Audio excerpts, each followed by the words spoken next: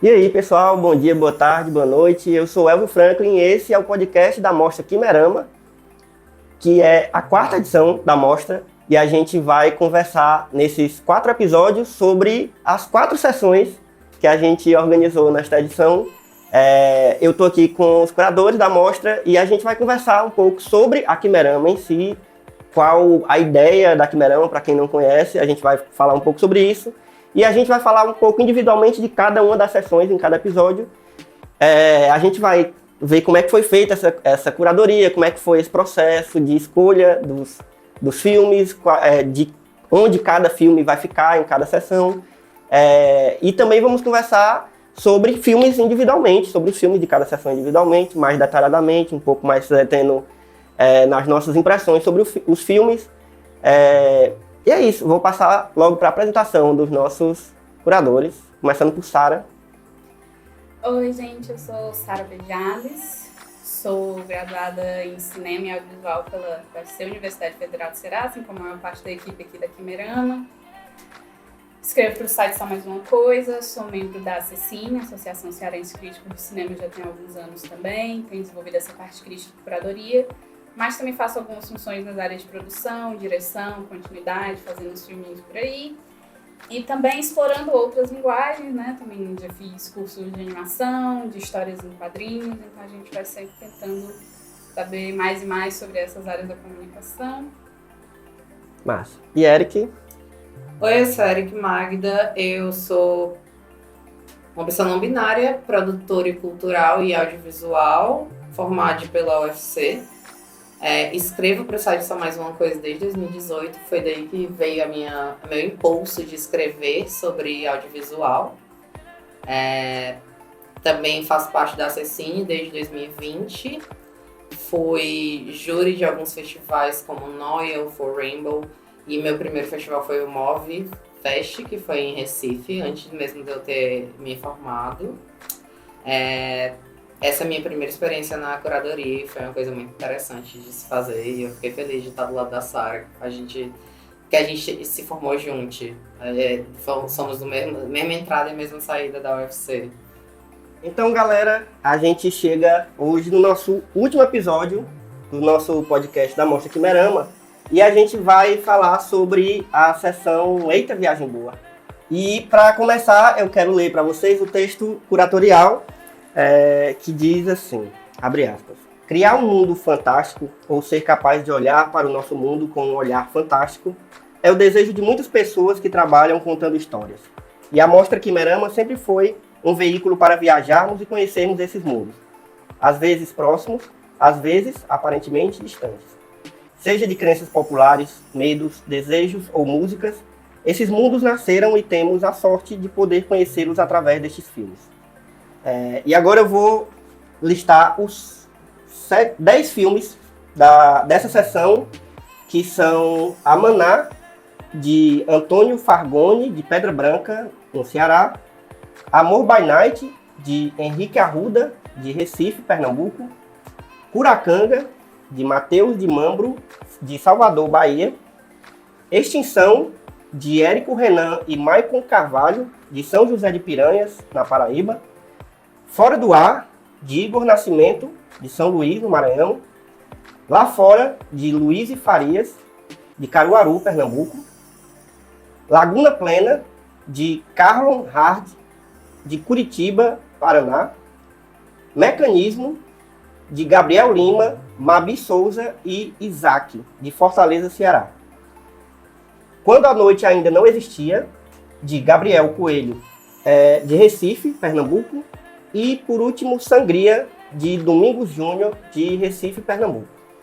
Então, galera, essa sessão, como o nome já indica, é a sessão mais viajosa, né, dessa edição da Mostra, que é interessante porque sempre aparecem filmes que são que mexem mais com a subjetividade, assim, muito mais com sentidos, e que muitas vezes não tem uma narrativa mais clássica ou mais tradicional, vamos dizer assim.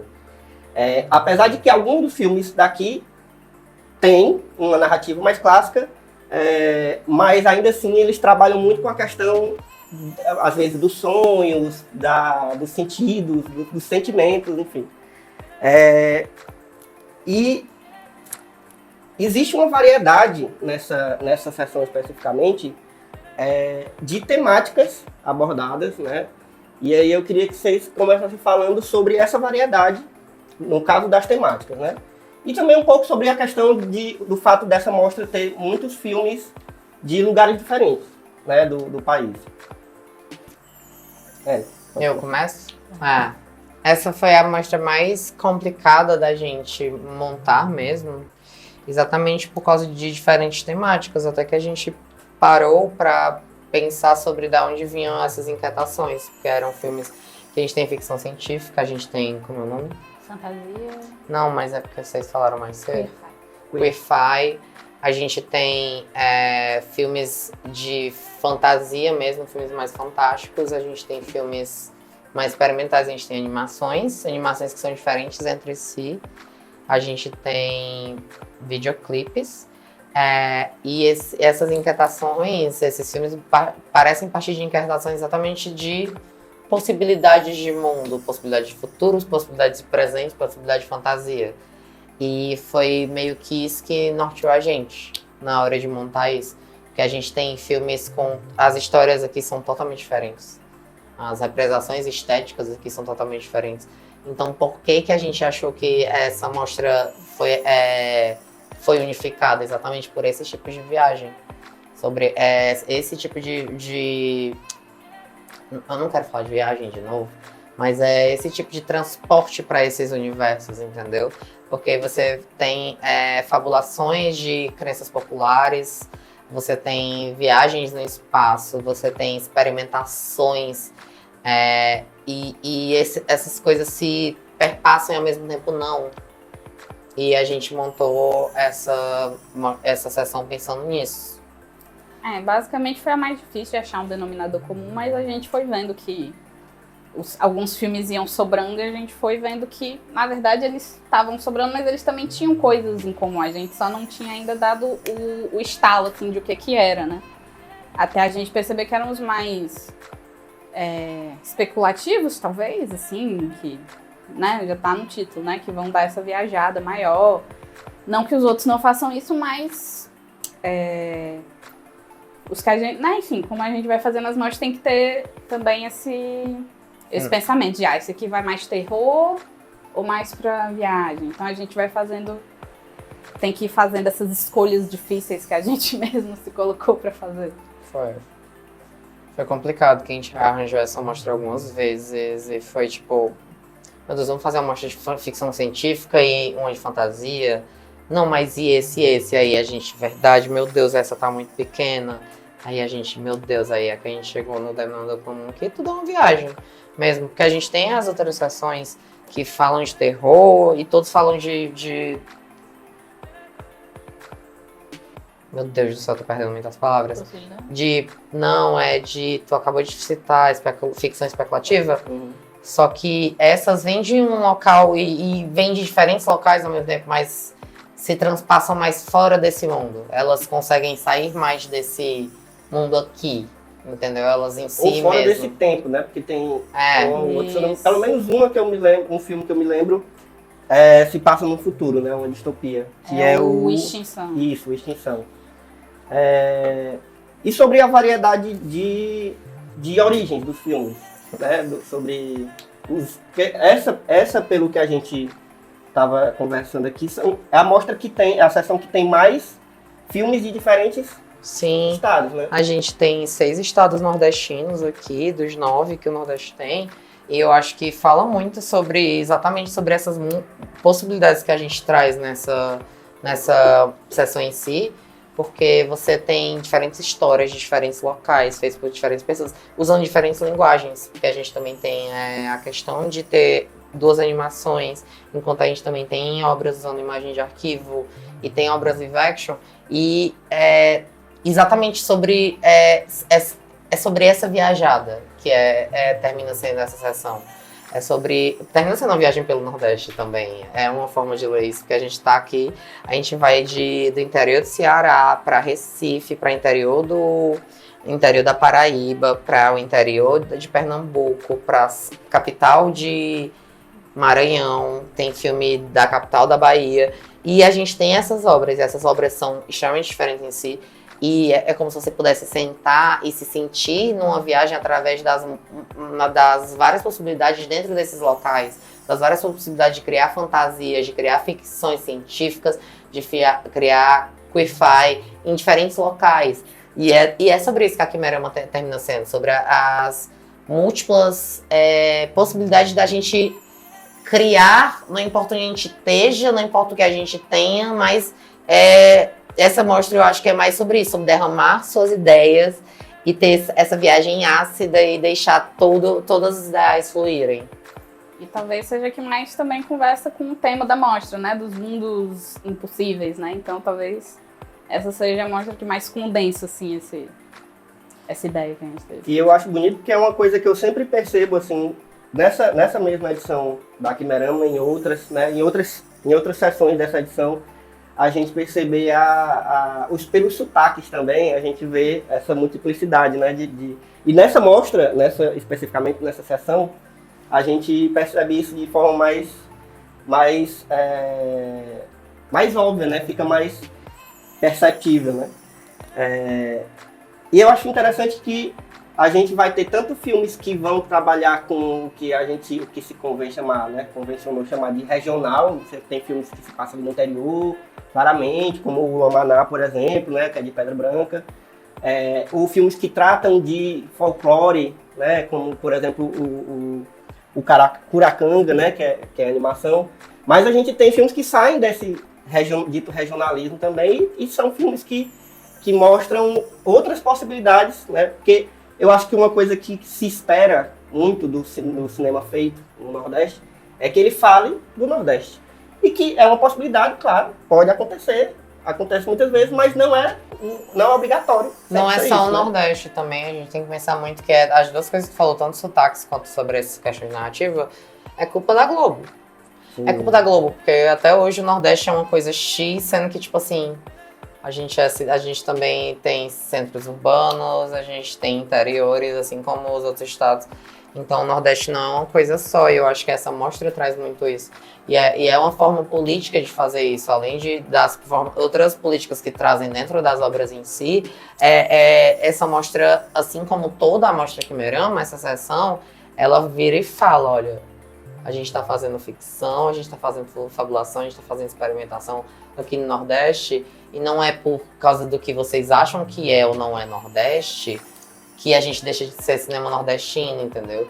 Que é muito fechado a cinema nordestino, cores quentes, primeiramente, terrosas. A gente sabe muito, muito bem para onde vai esses estereótipos, entendeu? E não é sobre não fazer isso, mas é sobre entender que é isso também, mas também é várias outras coisas. A maioria das nossas obras são de obras feitas no Nordeste e isso é cinema nordestino. Essa sessão é cinema nordestino, seja ele em centros urbanos, seja ele no espaço, seja ele no sertão. E eu acho que essa é a maravilha do cinema em si e da importância da gente ter uma mostra que nem a Quimerama, que é sobre a valorização do cinema feito aqui no Nordeste, sem ser por um olhar sulista, um olhar do centro-oeste, entendeu? A gente está fazendo uma mostra nordestina pautada em olhares nordestinos, pautada em olhares e possibilidades dentro do cinema nordestino. Pegando esse gancho da forma como se faz cinema no Nordeste, dessas possibilidades, vocês acham que essa sessão especificamente, ela tem um teor mais político, no sentido dos filmes tratarem às vezes de temas mais que, apesar de serem filmes de gênero, de estarem, né, nos seus respectivos gêneros, tratam muito sobre uma realidade bastante atual, que é uma coisa que a gente já sempre fala que é um poder que os filmes de gênero têm, né? Que é de apesar de se passarem em mundos que não existem, ou futuros, enfim, tempos que ainda não existem, mas ainda assim falar sobre o presente, falar sobre o contemporâneo. Eu acho que eles são os mais evidentemente políticos, assim, acho que isso são os que fica mais claro, né? Mas acho que de todos, assim, todos são muito, né? Acho que só da mostra existir, só desses filmes existirem já é tudo muito político. Mas eu acho que esses são o que tá mais na cara, que tá falando de umas questões mais sérias, né? Eles estão ativamente dizendo, estou falando sobre isso, estou falando sobre aquilo, usando esse cinema de gênero para isso, mas estou falando de um negócio sério que acontece, assim, acho que é o que é mais fácil de identificar, né? E a gente, quando volta para pensar porque fala pelo menos aqui de ficção científica, quando Star Wars se tornou político, quando Star Trek se tornou político, é exatamente sobre essas lógicas de que a gente de pensar novos mundos, acho de inquietação, o que tá de errado nesse mundo aqui, entendeu? E eu acho que a gente vem muito disso nessa sessão, sobre pensar o que esse mundo precisa mudar, ou para onde esse mundo tá caminhando para mudar. E são logísticas políticas que tratam muito bem aqui. Então pensar e como a Sarah falou, todos os filmes aqui são políticos porque são, primeiro, é um cinema contra-hegemônico, que é um cinema feito no Nordeste, a maioria de filmes independentes. Temos N diretoras trans, temos N diretoras mulheres, diretores negros, e essas escolhas são políticas, não só na sessão. Mas essa sessão acho que traz mais à tona e bebe disso que eu estou falando. Uma escolha de você ter uma protagonista trans num filme é uma escolha política. Uma escolha de você trazer uma mulher mais velha no filme, que é como eu falo, são pessoas que normalmente são apagadas e esquecidas, não só no audiovisual, mas perante a sociedade, é uma escolha política. Então, essa sessão cutuca mais esses pontos de forma um pouco mais direta. Então, acredito que à primeira vista, sim, seja com as obras mais políticas, mas é mais sobre diretamente se falam como políticos. Ao menos ao nosso ver, como curadoria, essa sessão. Massa. Nessa sessão teve um destaque para filmes pernambucanos. Assim, foi muito variado, como a gente falou, mas dos 10 filmes, acho que 4 são pernambucanos, não é isso? Isso. São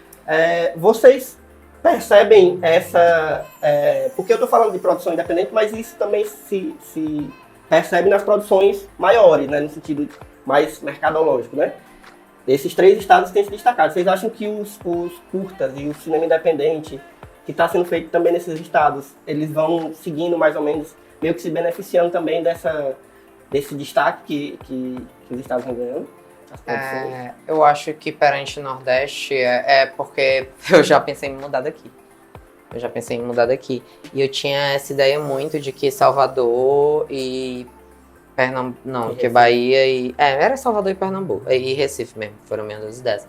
Eram melhores possibilidades para o polo de audiovisual. Eu conversei com um amigo meu de Salvador. E embora, sim, a qualidade, sim, haja lá, Salvador e Bahia e o Ceará ainda não são tão para frente como indústria. Não estamos falando só de independência.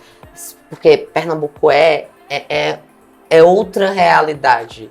E eu não falo de qualidade nisso, eu falo de investimento público e investimento privado. A forma com que as pessoas trabalham lá é uma coisa mais próximo ao que já se tornou o audiovisual lá para baixo do país. Que é tipo, a gente com um diploma de audiovisual, a gente conseguiria basicamente estar trabalhando com audiovisual. Obviamente, não com audiovisual independente ganhando, né? Porque são outras realidades. Mas sim, Pernambuco, e eu lembro que eu fiz era de 2 anos atrás que eu pensei em mudar. E eu falando com esse meu amigo da Bahia, de Salvador, e ele, não, eu queria ir pra Recife. Aí eu, pô, vamos. Final do ano que vem a gente se muda pra Recife, pra gente fazer audiovisual lá ganhar dinheiro.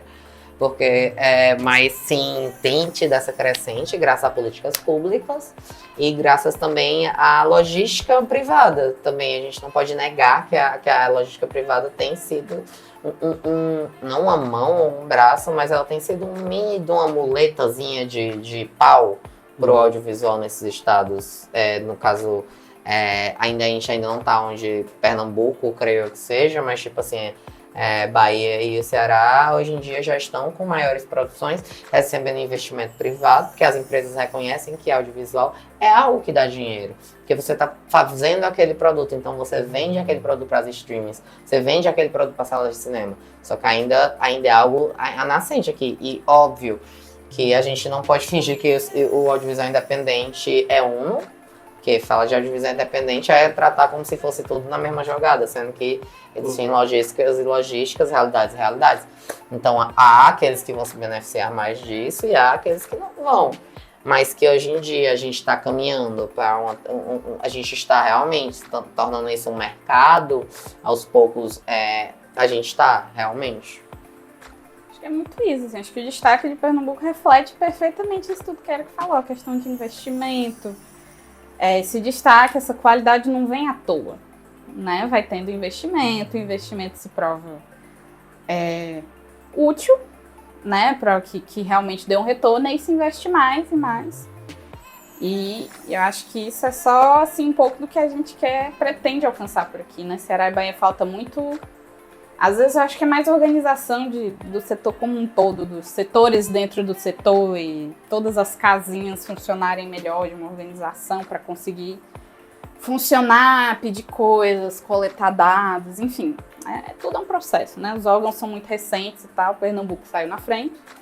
E eu acho que é muito por isso, assim. E aí as pessoas vão vendo e vão criando essa comunidade, meio que se retroalimentando também, né? Essa coisa do QueerFi. É muito forte ultimamente em Pernambuco. Acho que a comunidade lá, LGBTQIAPN+, também anda bem forte e com muita vontade de produzir coisas de ficção, de gênero. Não só necessariamente documentários e histórias tristes de drama, né? Sim. Tu falou do QueerFi, no caso a gente estava falando do Amor by Night, né? E eu lembro que assistindo esse filme, me lembrei muito de um filme cearense, que não exatamente é QueerFi, mas não sei se se encaixaria, mas que é o Doce Amianto. Mais pela estética, né? Sim, eu estudei Doce Amianto numa oficina de direção de arte. Eu me lembrei bastante, assim. A gente falou sobre a variedade também de técnicas usadas. A gente falou que tem 2 animações aqui, sendo que uma delas é um videoclipe, outra é uma narrativa mais tradicional. A gente tem efeitos, né, visuais diferentes sendo utilizados em alguns dos filmes. E a gente tem os 2 únicos filmes dessa edição da Quimerama que foram feitos utilizando-se imagens de arquivo, né? É aquele filme que a gente às vezes chama de filme de edição, né? Quando a gente pega vários vídeos ou fotografias e vão juntando e fazendo a narrativa ou enfim, montando aquele filme a partir dessas imagens, né? Eu queria que vocês comentassem sobre a presença desses 2 filmes especificamente, que são O Mecanismo, que é de Fortaleza, né, do Gabriel Lima, Mabi Souza e Isaac, e Quando a Noite Ainda Não Existia, de Gabriel Coelho, de Pernambuco. Os Gabriel em peso usando imagem de arquivo, né? A máfia dos Gabriéis.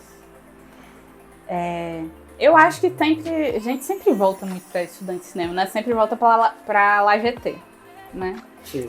E eu acho que acaba sendo uma influência muito grande, assim. Filme de arquivo a gente vê ou muito numa estética documental, para falar de um presente ou de alguma coisa passada e colocar algumas imagens em contraposição, ou de ficção científica.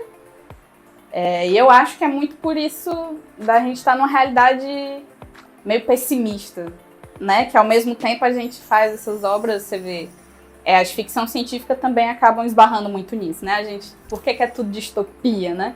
Cadê as ficção científica em que o futuro é bom, né? E a gente não consegue imaginar, no momento que a gente está, no tempo que a gente está, com a realidade que a gente vive, futuros bons, mas a gente consegue imaginar que ainda dá para ter uma esperança. Então, acho que é sempre isso, assim, tipo, somos pessimistas, mas a gente quer pensar que as coisas podem melhorar. Eu acho que as imagens de arquivo acabam indo muito instintivamente para isso, porque a gente vê as imagens que a gente tem, a gente pensa um futuro distópico, né? Como é que você reúne todas essas imagens de tanto caos para criar uma coisa boa, né? Para criar uma mensagem muito positiva, né? Fica mais difícil, né? Não é impossível. Estamos aqui aceitando receber filmes assim nessa pegada, mas acho que é muito por isso, assim, a imagem de arquivo com essa coisa documental. Ou ela vai para um documentário real, ou para um documentário meio falso, né? Mostrando esse futuro que não aconteceu ainda, enfim. Não sei se eu fui muito clara, mas... Penso no que, se não aconteceu ainda, eu recentemente, hoje mesmo, eu estava lendo um texto de um colega meu, Hélio, que era sobre um futuro distópico. Só que não era um futuro, era um presente. E ele narrava de uma forma exatamente que, tipo, você se coloca no futuro, só que a gente tá no agora. E esse futuro tá acontecendo. Essas desgraças estão acontecendo. A gente tá vendo o povo sendo explorado, a gente tá vendo o povo sendo morto, a gente tá vendo o corpo sendo... E, tipo, eu me levei muito a isso, vocês falando das imagens de arquivo, que é isso. Não é nem muito forte criar, é só poetizar o que acontece quando você para pra pensar. Porque o que tá acontecendo... A distopia já é agora. A distopia é agora. Temos pessoas sem casa, temos pessoas sem abrigo, temos pessoas sem alimentação, sem água. Então, tipo, a distopia é o agora. Essas coisas estão acontecendo. Temos pessoas sendo mortas por serem que elas são. A gente tem corpos sendo explorados em tendência de um capitalismo que só funciona para acabar com as pessoas. O capitalismo funciona baseado inteiro a quem oprimir. Inteira aquelas pessoas para explorar. Então essas distopias são agora. Então eu acho que vem muito disso mesmo, da poetização dessas realidades. E de uma realidade que ao mesmo tempo que a gente imagina esse futuro, que é esse presente, também se relaciona com o passado. Sim. Que a gente fica naquela coisa do nada mudou, né? Eu lembro muito a gente falando, lembrei de Woman Talking. Não, acho que é Entre Mulheres, né? O título que ficou nacional. Sim. Pois é, que é basicamente isso, que vai aqui o spoiler, né? Momento spoiler. É que Entre Mulheres é um filme sobre as mulheres numa comunidade rural, que a gente, a princípio, tem essa ideia de que é num período de colonização dos Estados Unidos, e aí vem o plot twist do filme, que ele se passa em 2015, né? E sem dar detalhes demais da história, né? Sobre o que essas mulheres estão falando, é um choque muito grande que você fica pensando, não, isso é muito antigo, e de repente é 2015, e você fica...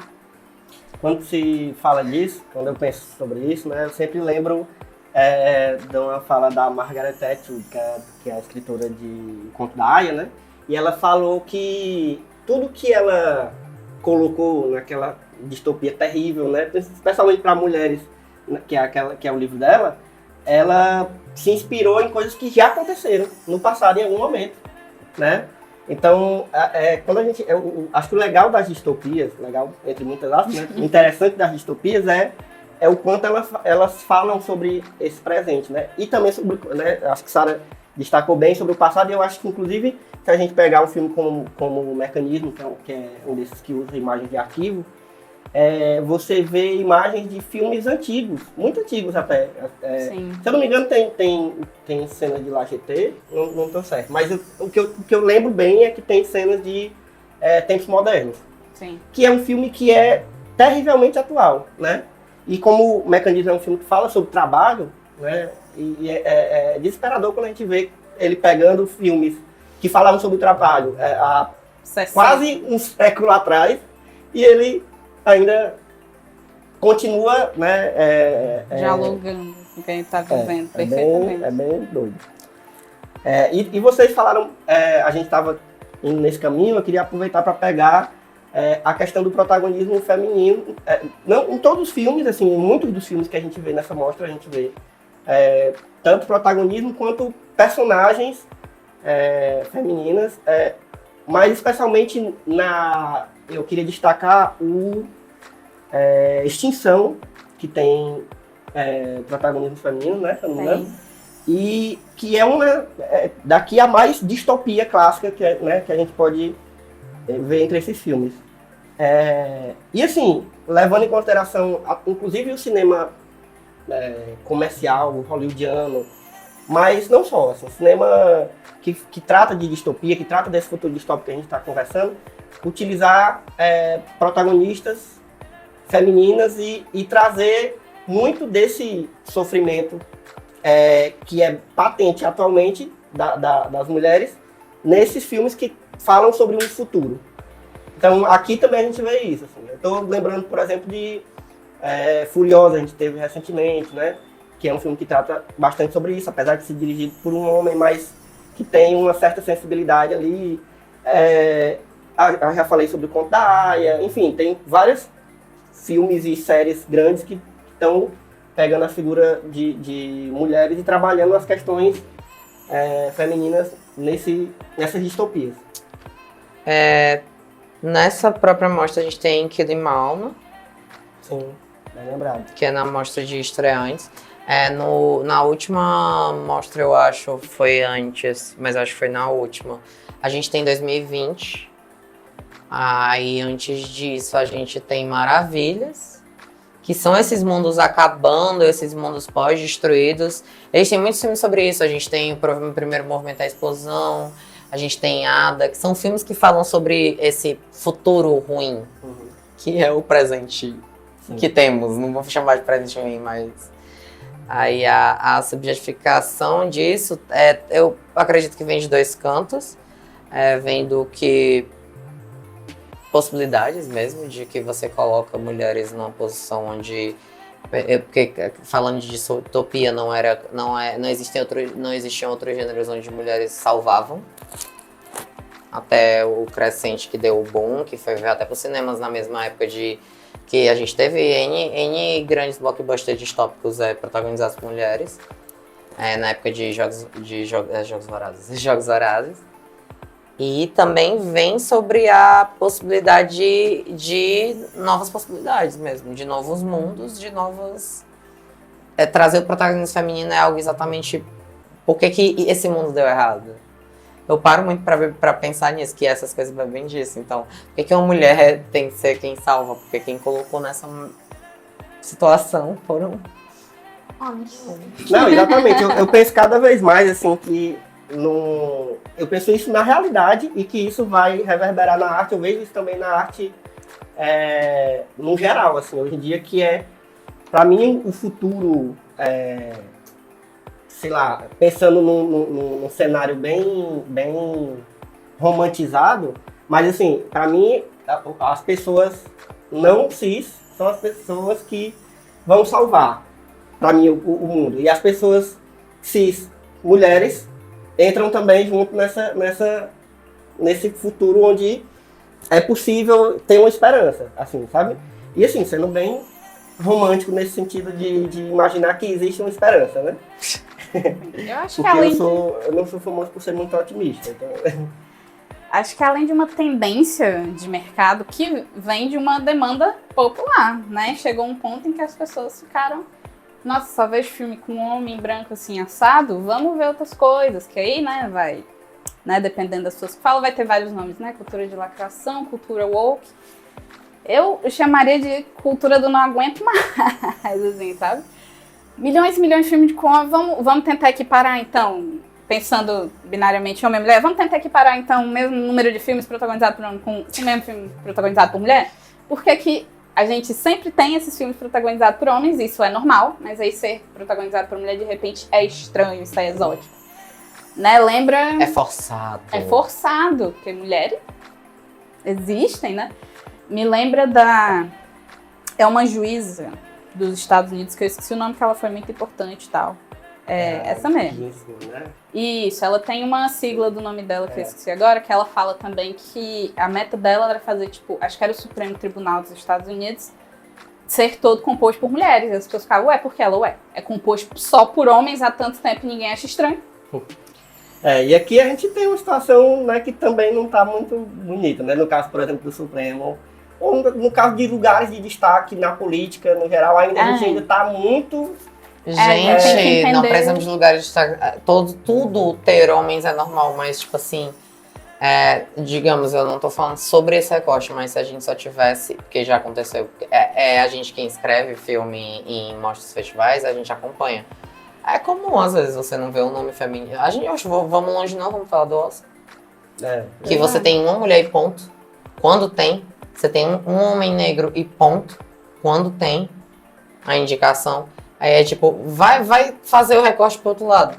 Não é possível esse mundo onde homens cis brancos não dominam, não são maioria, não é possível dentro da cabeça dessas pessoas, porque é o normal pra eles. Pois é, por isso que vai pra distopia, que foge do normal, né? Que também eu pensando às vezes, esses filmes assim, até pensando em extinção, eu falei, poxa, vai ser isso mesmo, porque eu conheço um monte de mulher que conseguiria sobreviver até um bom tempo, num apocalipse, numa distopia, agora de homens, eu já não sei.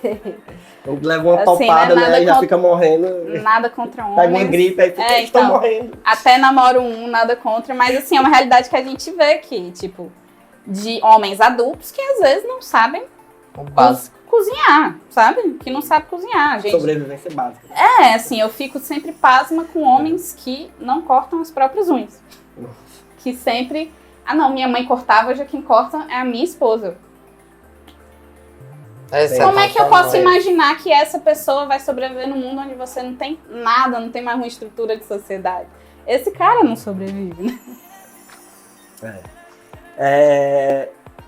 Então acho que é isso, galera. Se vocês têm mais alguma última consideração para a gente finalizar, não só a conversa sobre essa sessão, né, sobre a sessão Eita Viagem Boa, quanto em relação também, já que é o nosso quarto e último episódio, né, cada episódio foi sobre uma das sessões, inclusive se você está assistindo, ouvindo, não tiver ainda, né, assistido ou escutado os outros episódios, eu recomendo que você volte um pouquinho para mesmo que você, né, quando você assistir esse episódio aqui, a mostra já se encerrou, então os filmes já não vão estar mais disponíveis, mas assim, acho que vale a pena.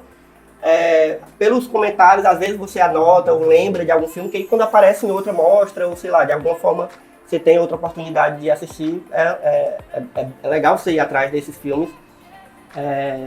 Mas assim, últimas considerações assim, sobre essa edição da mostra e para finalizar essa experiência de curadoria de vocês também, que a gente já falou bastante como é que foi isso, mas e aí?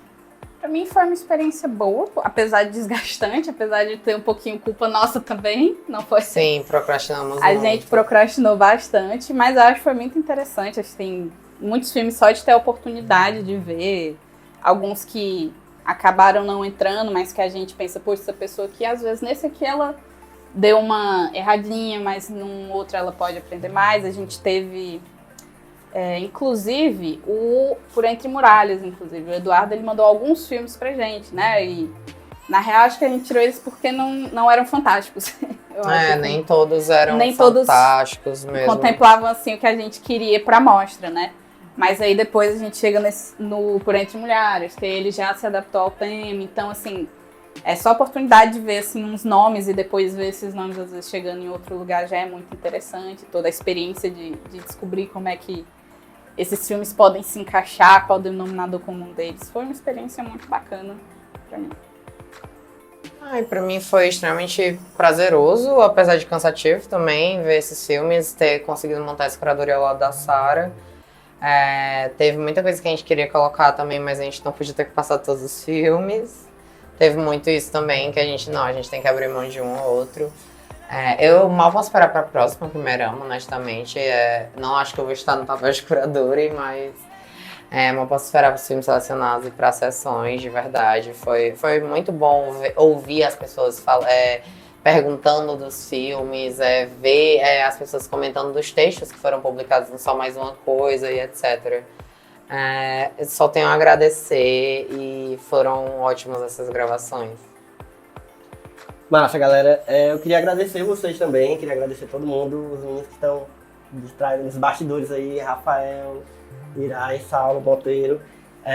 E queria, assim, acho que desejar vida longa a Quimerama, vida longa ao cinema nordestino, não só de ficção especulativa, todos, mas aqui no caso da Quimerama, assim, a gente tem esse recorte, e é como você falou, né? Às vezes tem filmes que não se encaixam muito, mas o que eu acho legal desse recorte da Quimerama não é que seja único, porque a gente tem outras mostras, outros festivais pelo Brasil, inclusive pelo próprio Nordeste, que tem esse recorte, mas eu acho que a forma como a gente abraça, né, esse cinema que muitas vezes é colocado de lado, assim, muitas vezes mesmo, assim, acho que até eufemismo dizer aqui, mas, que é um cinema que muitas vezes é deslocado, vamos dizer assim, das janelas de exibição, de mostras, festivais, e sem falar no próprio cinema comercial, porque na maioria das vezes, como a gente trabalha com curtas metragens, geralmente não entra no circuito comercial, né? Sim.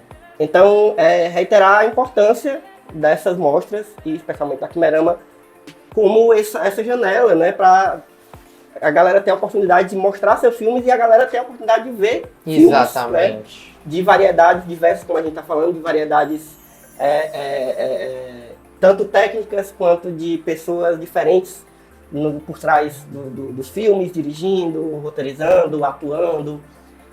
Eu acho que é uma felicidade muito grande a cada edição ver que essa variedade, né, se expandem, né? É muito bom perceber isso. Eu acho que a tendência é positiva, assim, a tendência é ser cada vez mais, né, variado. É isso, galera. Agradeço a todo mundo que assistiu e até a próxima Quimerama.